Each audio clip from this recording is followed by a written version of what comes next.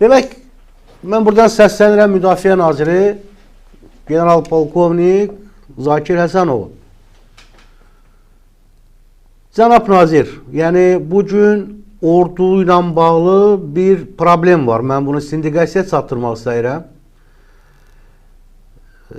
Orduda zabitləri, maxeləri, gizirləri get-gələ salıblar ki, gedin bu sənədləri düzəldin. Hansı sənədlər? Kirayə pulu ilə bağlı. Məsələn, kimsə xidmət edir Murovda, Kəlbəcərdə, Laçında, Daşkəsəndə ən ağır strateji yerlərdə xidmət edirlər və deyirlər ki, gedin bu sənədləri düzəldin, gəlin. Hansı sənədlərdir kirayə pulu ilə bağlı?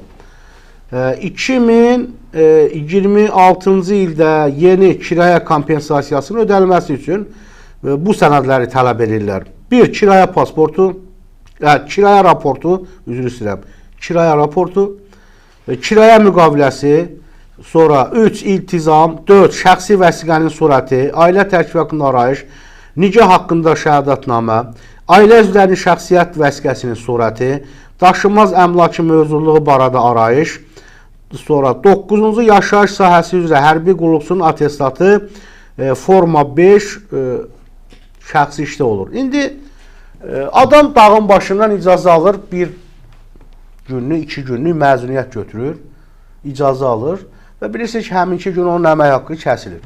Gəlir asan xidməti deyir, yer yoxdur. Və yaxud da ki, asan xidmət buna bu kağızı verir, deyirlər ki, apar, filan notariusa təsdiq elə. Bu ya pul tələsidir, bu dilənçilikdir, bu hərbi qulluqçuya qarşı tərbiyəsizlikdir. İkinci bir tərəfdən deyirlər ki, torpaq sahəsi yoldaşının adına olarsa, sən kirayə almaqdan məhrum olursan.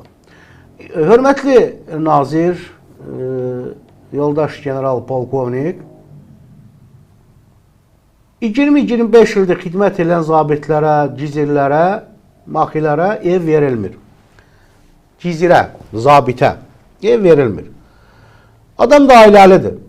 3 uşağı var, 4 uşağı var. Həmin zabitin qaynanası, qaynatası, nə bilim, qayını, əmisi oğlu, yoldaşının yaxın bir qohumu. Deyək ki, ona bir torpaq verir, ev verir ki, deyir, çürümədə, kirayələrdə, ged, yaşayın. Yəni, bu başqası verib də, bunun yoldaşına bir torpaq verib. İndi ona görə onun kirayəsini kəsmək lazımdır.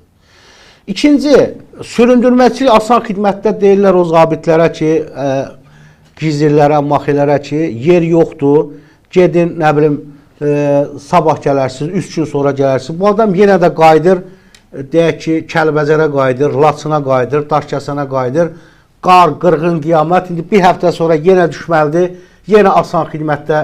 Birinci, bu mənasız gediş-gəlişdir. Vətəndaşları, hərbçiləri incitməkdən başqa bir şey deyil. Allah uzaq eləsin, qardır, qırğın, qiyamətdir, sabah hadisə olar, bir problem yaşanar. Və digər bir mənim sizə tövsiyəm var. Siz nazirsiniz, Cənab Ali Başkomandan qarşında bir məsələ qaldırır ki, Cənab Ali Başkomandan belə bir problemlər yaşanır. Deyək ki, Müdafiə Nazirliyinin hər hansısa bir reistr xidmətinə, nə bilim, hansısa bir, belə deyək də, girişi olmalıdır, giriş. Sizin Müdafiə Nazirliyində bir bazı olmalıdır, giriş olmalıdır. Asan xidmətə müraciət etməlisiniz, sizə sorğu gəlməlidir ki, sizin hər hansısa bir idarə sorğu göndərir ki, məsələn, filankəs və filankəsin adına hansısa əmlak, ev varmı, yoxmu? Vətəndaşlar, hərbçiləri siz oradan bura nə didərgin salırsınız? Yazıq deyilmi bunlar? Müharibədən çıxmış ordudur, istirahət vermədiniz, maaşın 2 qatdan endirdiniz. İndi siz endirmədiniz, mən bugün Zakir Həsənovu ittiham etmirəm.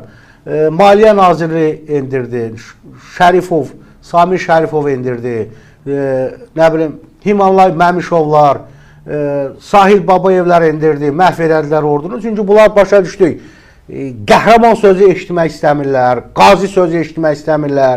Bunların gözünə ox batır, elə bil ki, bu bəzi o nazirliklər var, bunlar ordu ilə bağlı danışanda. Bunu bildik, amma siz, yəni qalib ordunun nazirisiz, ən azından cənab prezidentə, cənab Ali Baş Komandana bu məsələ ilə bağlı, ordunun istənilən problemi ilə bağlı siz məsələ qaldıra bilərsiniz ki, cənab Ali Baş Komandan belədir vəziyyət, xahiş edirəm, aidiyyatlı orqanlara tapşırıq verin. Nəysə, əziz dostlar, dəyərli tamaşaçılar, burada yazırlar, bu sənəd yazılması üçün 3 ay vaxt lazımdır. Ordunu get-gələ salıblar. Niyə get-gələ salmışsınız?